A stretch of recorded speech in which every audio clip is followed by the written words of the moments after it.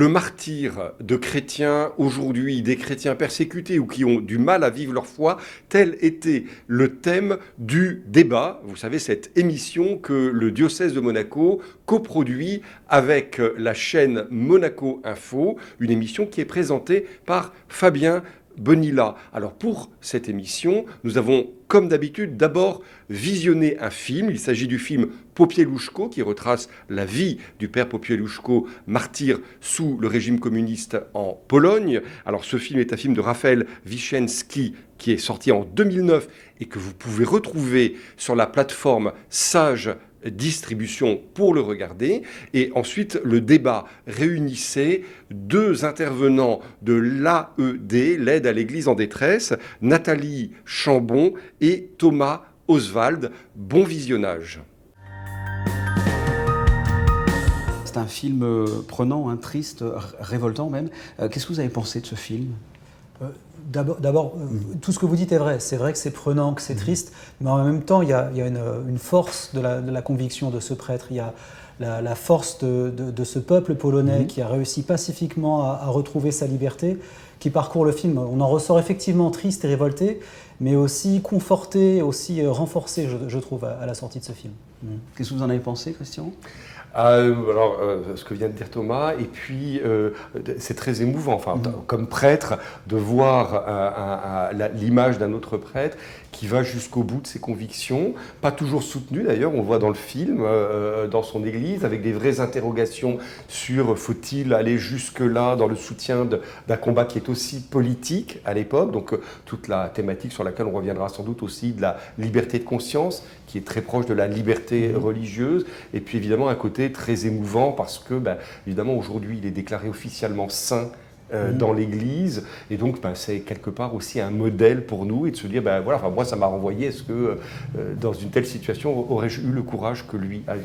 Même question, Nathalie, c'est un film qui vous a révolté peut-être, qui vous a bouleversé. Oui, bouleversant, et alors moi ça me renvoie, j'étais à l'époque jeune lycéenne, on n'avait pas la télé, mais j'avais la télé chez les grands-parents, et c'est un des souvenirs de l'annonce de la mort du père Popieluszko par les informations. On avait suivi tout ce combat de solidarité, et donc ça me renvoie vraiment à cette époque où j'avais pas vraiment compris comment on pouvait mourir pour sa foi, ses idées, et plus je rencontre des personnes qui sont confrontées à l'heure actuelle à ces situations de martyr, de pouvoir aller jusqu'au bout de sa vie, ça m'a vraiment renvoyé à toute cette époque où, adolescente, je me posais pas mal de questions. Et au-delà de ce martyr, il y a vraiment cette espérance aussi. On sait que les martyrs, c'est jamais vain. Il y a vraiment une semence qui est semée, qui ne nous appartient pas. Mais il y a vraiment, moi je veux retenir quand même l'espérance et de voir ce que c'est devenu en fait. C'est vrai, dans ce que dit Nathalie, pour des gens de ma génération aussi, ça renvoie, je suis sans doute un peu plus âgé, mais ça renvoie vraiment à des années où il y avait quand même en Occident la volonté de ne pas voir vraiment ce qui se passait derrière ce qu'on appelait le rideau de fer, parce que beaucoup d'élites occidentales se sentaient quand même idéologiquement très proches du monde du communisme et de ce qui l'entourait. Et du coup, c'est vrai que pour le jeune catholique que j'étais, c'était un peu des phares, des modèles dont on entendait parler. On ne comprenait pas forcément très bien ce qui se passait, mais on entendait parler de tout ce qui travaillait la Pologne. Et puis derrière, on a connu, alors de manière plus récente, mais après la chute du mur du Berlin. Et aujourd'hui, ça nous paraît, nous, en Europe, relativement normal de vivre plus ou moins en liberté de notre foi. Il faut penser qu'il y a, en fait, pas si longtemps que ça, à quelques centaines de kilomètres, on ne pouvait pas vivre librement de sa foi. Et c'est un film en plus qui est très réaliste parce que quand on voit les personnages, si on googlise un petit peu, les personnages c'est confondant. On a l'impression de voir les vrais héros du film avec les personnages aussi qui entourent ce prêtre. C'est très réaliste. Mais vraiment, ça nous ramène à une période, et je pense que ça correspond en plus, c'est pour ça que c'était une des raisons du choix de l'aide à l'Église en détresse, parce que je crois que votre fondateur, c'est aussi un petit peu ça qui l'a animé au départ. Oui, complètement. Le père Werenfeld, à l'origine, avait soutenu donc, les catholiques d'Allemagne en 1947, donc juste après la Seconde Guerre mondiale. Et très vite, il s'est étendu à tous ces pays soviétiques, à l'époque, qui étaient de l'autre côté du rideau de fer, où il voyait que les églises perdaient toute liberté au fur et à mesure du temps qui passait, et que tout était fait pour verrouiller la vie chrétienne, c'était plus possible de pratiquer sa foi. Et l'État attaquait sur tous les plans, à l'école, il faisait en sorte que les catholiques ne puissent pas monter haut dans la hiérarchie. Tous les moyens que l'État avait, c'est ça. L'État était très fort, était là pour écraser les églises de ces pays. Il a une intuition hyper forte de dire, puisque les chrétiens ne peuvent plus aller à la messe parce que de fait c'est interdit, moi je vais aller les voir. Et il y avait ces fameux roulottes chapelles, ces bateaux chapelles, donc où le père Werenfried allait donc à la rencontre des habitants et pour qu'ils puissent célébrer la messe. Et donc c'était vraiment ce charisme de dire je veux être ce pont d'amour entre tous les chrétiens. Alors effectivement très localisé à l'époque derrière le rideau de fer comme tu l'as dit Thomas. On verra qu'après malheureusement la persécution s'est déplacée dans le monde et que maintenant notre fondation couvre vraiment plus de 150 pays dans le monde. Mais cette intuition de toujours pouvoir quand même aller à la rencontre des chrétiens puisqu'on nous empêche de pratiquer notre foi. Alors on va parler bien sûr des actions de votre fondation. Peut-être un mot sur les rapports entre l'Église et l'ex-URSS. C'était pas forcément, si j'ai bien compris, les meilleurs amis du monde. Pour quelles raisons? Peut-être on peut déjà rappeler que le XXe siècle, c'est quand même un siècle qui est marqué par deux grands totalitarismes, le nazisme et le communisme. Et les deux, alors que ce sont deux idéologies qui se sont d'ailleurs alliées et combattues au cours de la Deuxième Guerre mondiale, mais le propre du totalitarisme, c'est de vouloir capter l'individu de sa naissance à sa mort et de le contrôler non seulement dans sa vie physique, mais aussi dans ses pensées. C'est le propre des totalitarismes. Et évidemment, pour ces totalitarismes, la foi chrétienne toute religion par ailleurs, mais bon là on est sur le continent européen en particulier, la foi chrétienne qui elle rappelle qu'on doit rendre à Dieu ce qui est à Dieu, à César ce qui est à César, donc qui distingue ces aspects-là, ça devient très vite odieux pour ces tyrans. Et on l'a parfois trop facilement oublié, le nombre de prêtres, de religieux, de religieuses qui sont morts martyrs du nazisme. On a tous en tête, et à juste titre, la Shoah et ces millions de juifs qui ont été tués pour la simple raison d'être juifs, mais on oublie. Parfois, on a tendance un peu à ne plus réaliser que, je crois que c'était le mot d'un pape récemment, que le XXe siècle, il y a eu plus de martyrs dans l'Église que pendant tous les premiers siècles de l'Église. Un des saints patrons de l'AED, c'est le père Maximilien Kolb, bien sûr, figure décédé dans les camps nazis, notamment, donc, comme tant d'autres. Et des martyrs, donc il y en a encore au XXIe siècle. Et quelles sont les actions concrètes de votre fondation L'aide à l'Église en détresse? Qu'est-ce que vous faites concrètement pour essayer de pallier à ça? Alors, parce que la tâche est difficile quand même. La tâche est difficile. Nous, on aide d'abord les chrétiens vivants avant qu'ils soient martyrs et malheureusement, on essaye qu'ils ne soient pas martyrs. Nous, on a 3 missions. La première, c'est d'informer sur ce qui se passe dans le monde, sur l'Église dans le monde, sur effectivement ce que vivent les chrétiens au quotidien, dans la persécution, dans la joie, parce que dans le magazine L'Église dans le monde, il y a aussi des témoignages d'espérance, donc l'information. Parce qu'on sait aussi que c'est compliqué d'informer sur ce que vivent les chrétiens. Ensuite, on a une mission de prière, parce qu'on est une fondation pontificale, donc on sait que voilà, l'action n'exclut pas la prière n'exclut pas l'action. Bien au contraire.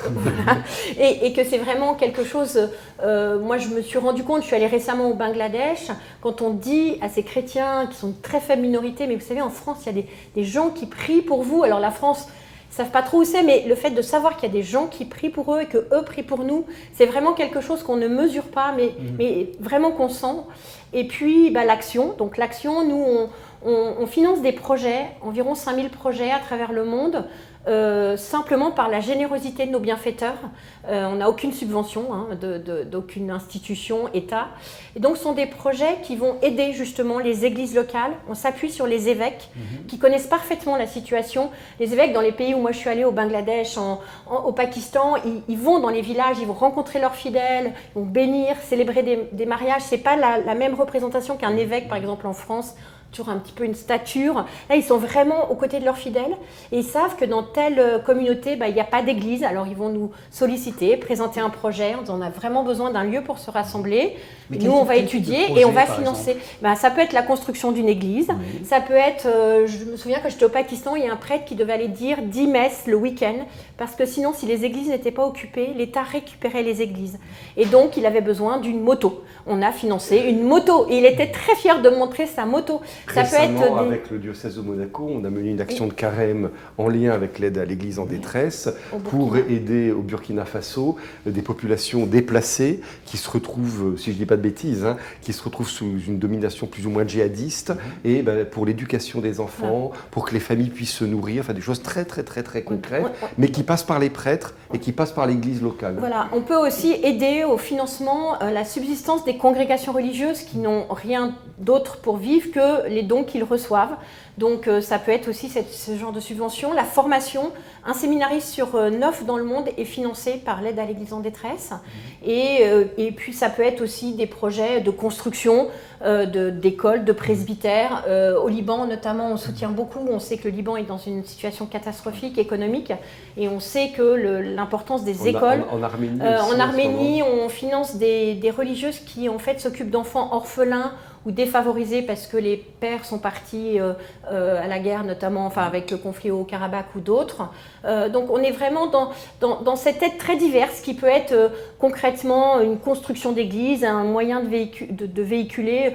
Au Laos, je me souviens, les petites sœurs avaient besoin aussi de bateaux pour aller dans les villages reculés faire le catéchisme.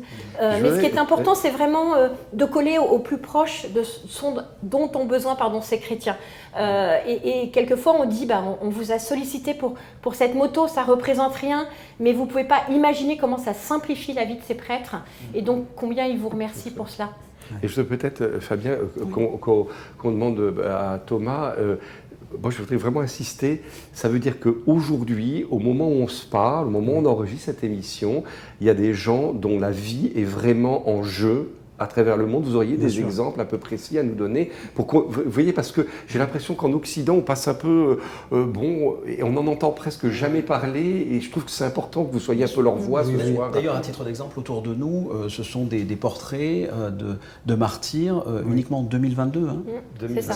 Oui. 15 prêtres et religieuses ont été tués en 2022 au nom de leur foi. Et bien sûr, on avait aussi les fidèles tués le jour de la Pentecôte au Nigeria. Là, typiquement, le cas de la Pentecôte, c'est un cas d'école, quoi. Ils se rendaient pour la messe de la Pentecôte dans un État du Nigeria qui n'est pas considéré comme un État où il y a une grande insécurité normalement, où il y a de grands problèmes de terrorisme, et ils ont été massacrés par des djihadistes en pleine célébration. Donc là, c'est très clairement, sans ambiguïté possible, le symbole du christianisme qui était attaqué. Donc effectivement, ces gens prenaient un risque en se rendant à la messe. Et des cas un peu comme celui de Popieluszko, où des prêtres se retrouvent dans des situations un peu politiques. Il y a le Nicaragua peut-être un peu qui est Monseigneur Alvarez au Nicaragua, il a pris 20 ans de prison, si je ne dis pas de bêtises, 20 ans de prison. C'est une condamnation à vie pratiquement. Et il y a peu de choses. Oui, il y avait le cardinal Zen. Le cardinal Zen, bien sûr. À Hong Kong. D'une façon plus subtile, mais a été aussi enfermé longtemps. En Chine, c'est très compliqué d'en parler parce que l'État verrouille tellement bien les choses que même nos homologues chrétiens ne nous disent pas tout ce qui se passe. Quelquefois, il y a un prêtre qui disparaît, on n'arrive pas à savoir ce qui lui est arrivé. Oui, il va réapparaître 5 ans après, on ne sait pas ce qui s'est passé entre-temps. C'est beaucoup plus subtil en Chine, donc c'est bien qu'il y a une pression terrible qui est mise sur l'Église catholique chinoise. Et quels sont les pays où il y a des dangers quand on veut pratiquer sa religion chrétienne? Vous avez parlé d'Amérique du Sud, j'ai l'impression que c'est partout en fait. Tout le Sahel. Malheureusement, c'est de plus en plus compliqué. Il y a évidemment tout le Sahel, toute la bande du Sub-Sahara, du Mozambique jusque... Oui, c'est effectivement l'influence islamiste. Il y a les pays totalitaires, on en a parlé avec la Chine. Je ne sais même pas s'il y a encore des chrétiens en Corée du Nord, à titre d'exemple. Le Nicaragua, et puis les pays aussi comme l'Inde, où la politique de l'Hindutva, donc c'est-à-dire l'Inde aux hindous, fait que toute personne d'une autre religion peut être tuée, donc catholique, musulman. Il y a évidemment aussi les pays comme le Pakistan, On se souvient du cas d'Asia Bibi, par exemple, qui avait juste été condamnée parce qu'elle avait bu dans le même verre d'eau qu'une de ses voisines qui était musulmane. Moi, je me souviens, quand j'étais au Pakistan, l'archevêque de Lahore me disait voyez là, peut-être que je vais dire la messe, c'est peut-être la dernière que je vais dire. Il en avait pleinement conscience. Et moi, ce qui m'a frappé, c'est que les églises sont pleines. Ils savent qu'à tout moment, il peut y avoir un attentat. 1 an avant que je sois au Pakistan, il y avait eu ce fameux attentat à Lahore. Un jeune homme s'était interposé pour éviter que la voiture rentre dans l'église. Donc la voiture avait explosé à l'extérieur de l'église. Donc lui est mort et maintenant je sais qu'il y a une procédure de béatification de ce jeune homme. J'avais rencontré ses parents et ses parents m'avaient dit mais on n'aurait pas compris qu'il ne le fasse pas. Et moi en tant que maman occidentale, mais ça m'avait bouleversée. Ils ont conscience qu'à tout moment ils peuvent être victimes d'un attentat, mais j'allais dire même pire, il y a une espèce de persécution insidieuse au quotidien. Au Pakistan, vous ne serez jamais ministre ou vous n'aurez jamais certains métiers parce que simplement vous êtes catholique. Ils le vivent et ça renforce même leur foi. Moi, j'ai toujours été édifiée par ça. Et comment on peut expliquer, alors la question est hyper naïve, mais comment est-ce qu'on peut expliquer qu'au XXIe siècle, on puisse être encore martyr parce qu'on pratique une religion, qu'elle soit chrétienne, musulmane ou autre, peu importe. Comment au XXIe siècle, on peut encore prendre des risques en pensant, en ayant une religion? C'est l'évangile, le serviteur n'est pas plus grand que le maître, donc si on m'a persécuté, on vous persécutera aussi. Je pense que c'est la réponse fondamentale, ça ne change pas. Je pense qu'il y a aussi le fait que on ne devient pas martyr, on ne choisit pas d'être martyr. Parce que ça pourrait donner l'impression en disant ils savent qu'ils savent. Non, on ne choisit pas d'être martyr. Je pense que personne n'a envie de souffrir. Enfin, je veux dire, c'est dans l'idée de personne où, même si on sait que la croix fait partie de la vie du chrétien, personne ne court après en disant oh là là, j'ai très très envie de souffrir. Ça veut dire que dans le fond, le martyr, c'est d'abord une force qui vient d'ailleurs.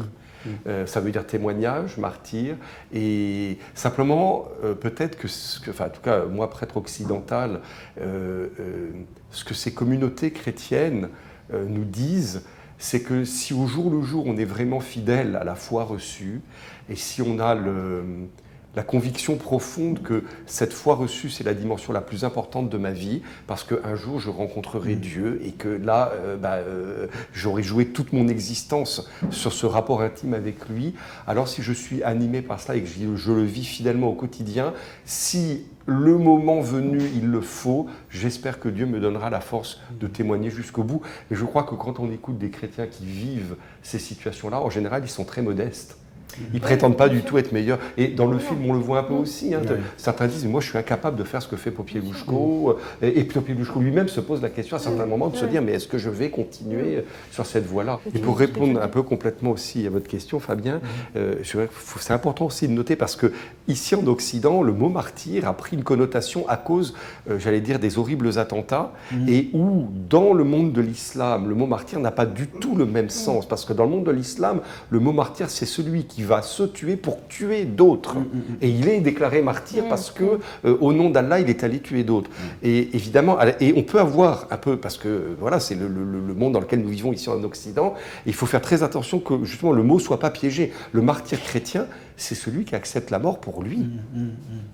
Et éventuellement, pour éviter à d'autres, vous citiez ce jeune homme qui a empêché le véhicule d'entrer. Lui, il est allé au-devant de la mort, pas pour donner la mort à d'autres, il l'a reçu, lui, pour empêcher d'autres de mourir. Et ça, je crois que c'est vraiment important de le dire, parce que, autrement, en effet, le martyr, ça apparaît comme quelque chose d'absolument affreux. Or là, le martyr, c'est une disposition, enfin, je le dis avec des mots de prêtre, mais c'est une disposition de l'âme qui dit, si pour être fidèle à ma foi, pour être fidèle à ce que j'ai reçu du Christ, de son Église, je dois un jour recevoir la mort, alors il vaut mieux ça que d'y être infidèle.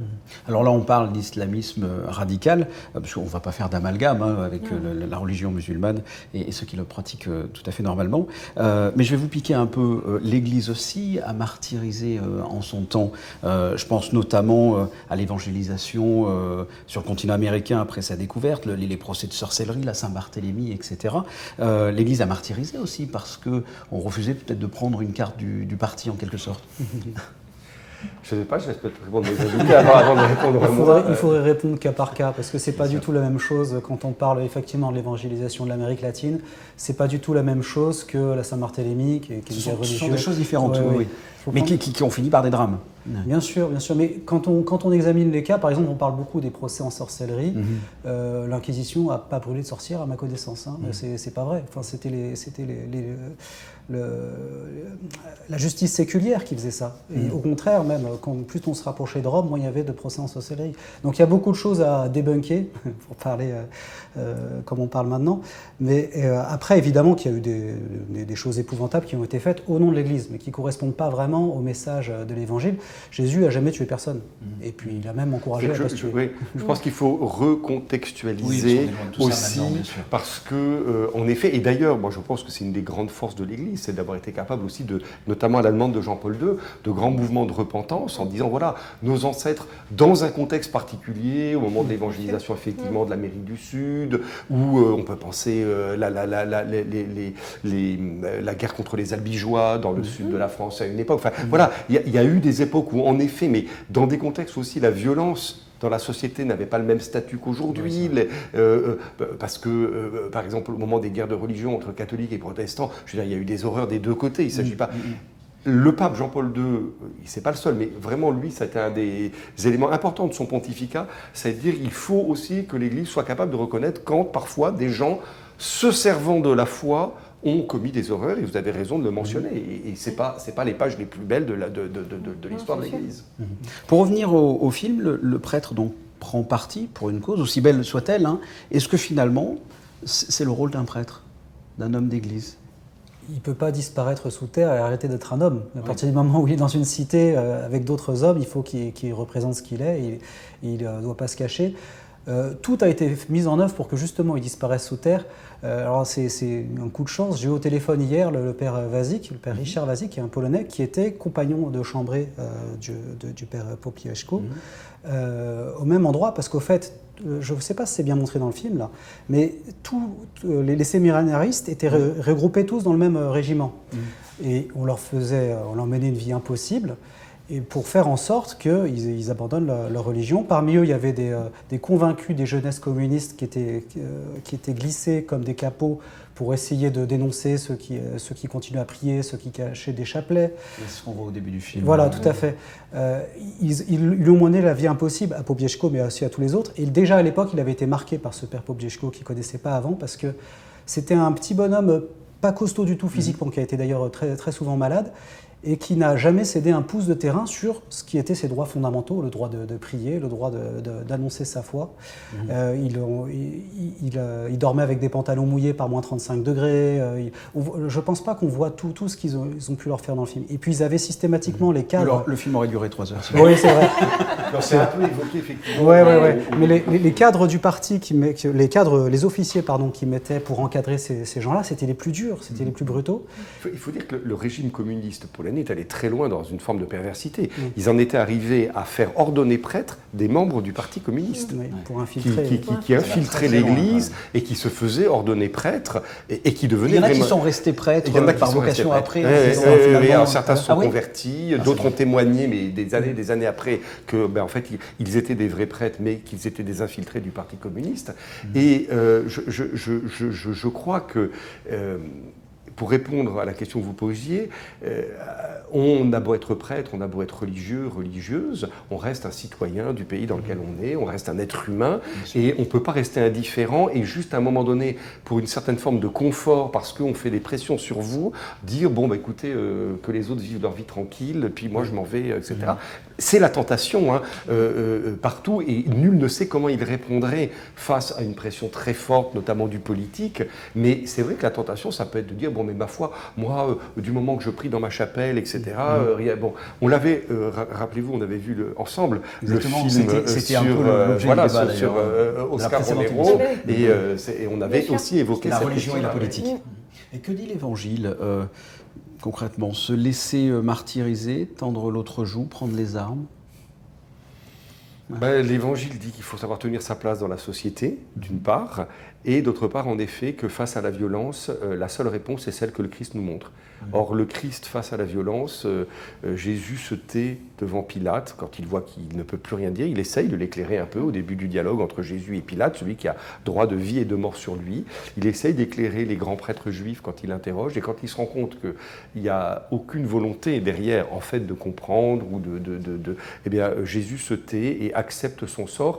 Et c'est vrai que ça peut paraître, pour un non-chrétien, ça peut paraître très étrange, mais on rejoint peut-être aussi quand même l'expérience d'un Gandhi face à la violence. C'est-à-dire qu'à un moment donné, si je rentre dans le camp, moi aussi, de la violence, de vouloir répondre à la violence par la violence, en fait, je me fais complice de cette violence. Et il vaut mieux accepter que la violence me déchiquette, parce que, mais cela dit, vous l'avez dit très bien au début, ça veut dire que j'ai une espérance.